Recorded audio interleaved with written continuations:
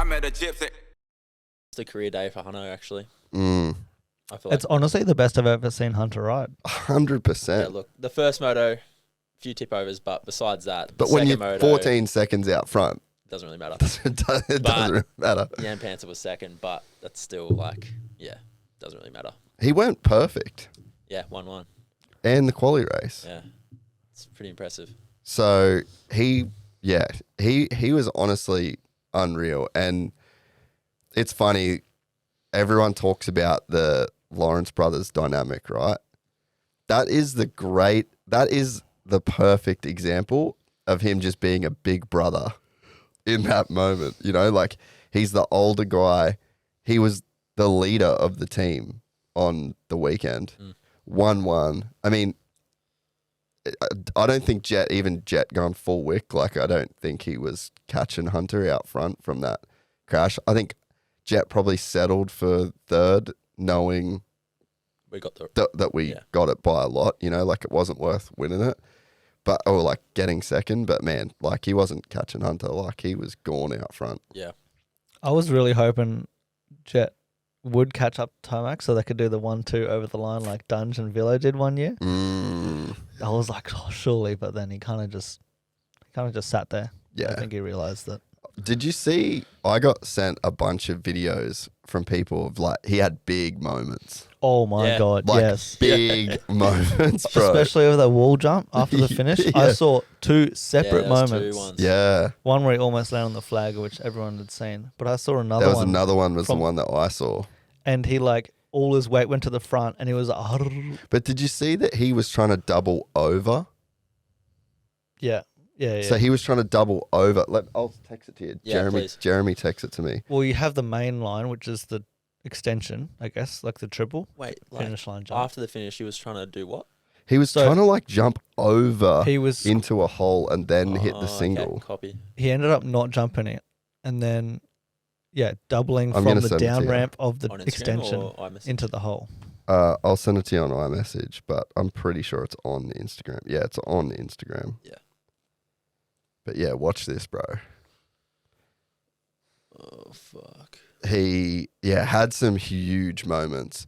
But yeah, I completely agree. I just think that was the best day of Hunter's career. Mhm. And I feel like that's the kind of energy and momentum. I think this SMX was a big step for him. Like to, you know, they say you win more with a loss than you learn more with a loss than a win. I really think he learned. Like, I don't know, it's like something changed in He's like got a bit of a dog in him yeah, now. like that changed him. Yeah. That changed his biology inside, you know. This is the flag. Watch this.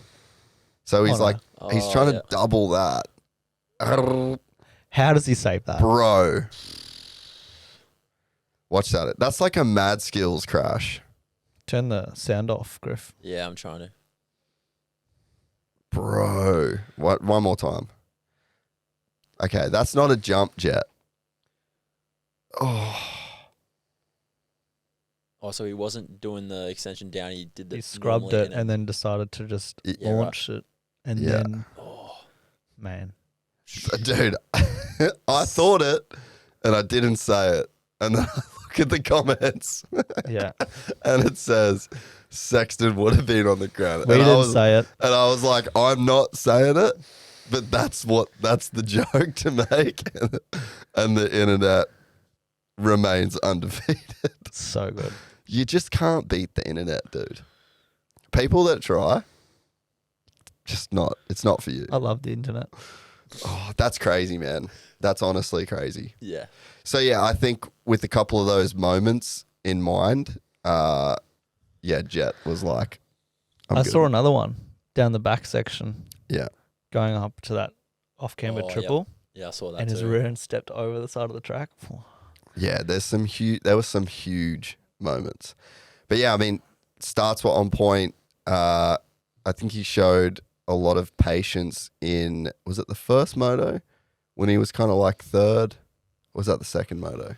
Who? Hunter? Yeah, or Hunter. Hunter. And he was kind of like third. A couple of the boys sort of passed him and he just kind of cruised, took a half lap, got in front, and then just I think that was the second That moto. was the second moto. He got but him he was just in the front pretty behind- quick though. Yeah. by He the got in by front the first by lap. the end of the wood section, pretty much. Yeah, pretty much. Yeah, But- past Schmoder and Coonan. Huge moment in the wood section.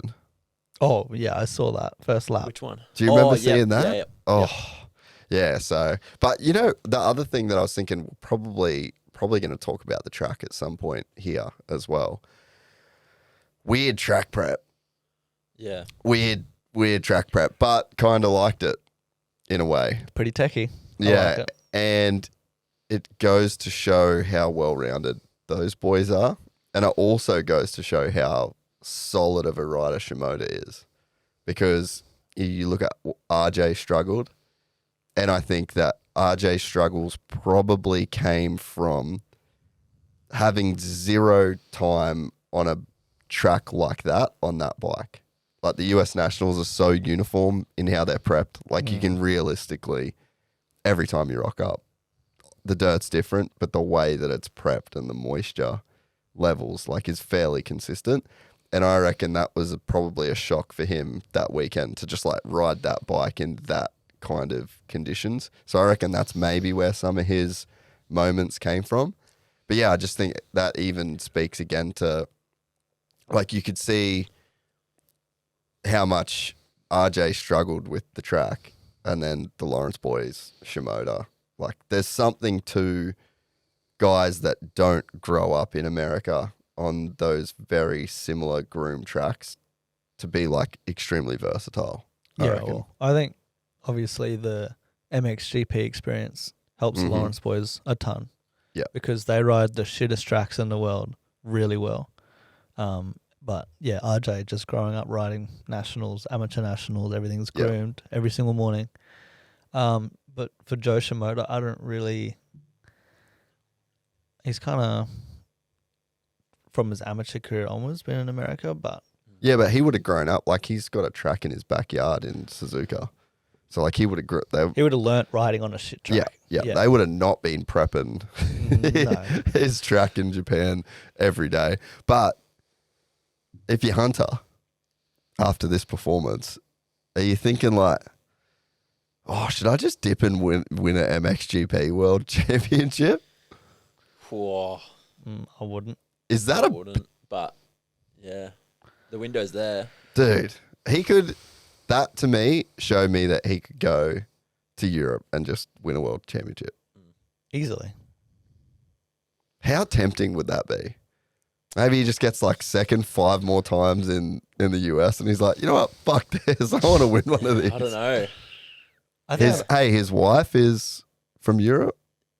Yeah, and I'm. Do they just do a season? That'd be a tough toss up.